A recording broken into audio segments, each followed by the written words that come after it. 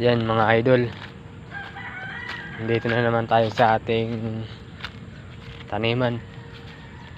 At nga, nagtanim tayo nakaraan ng malunggay. Ayan,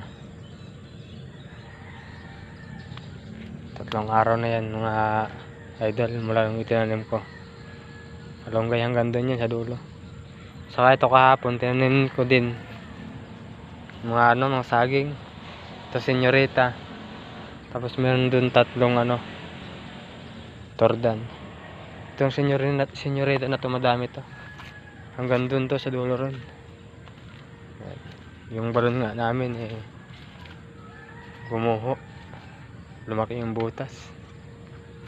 Tingnan natin yung pipino dito.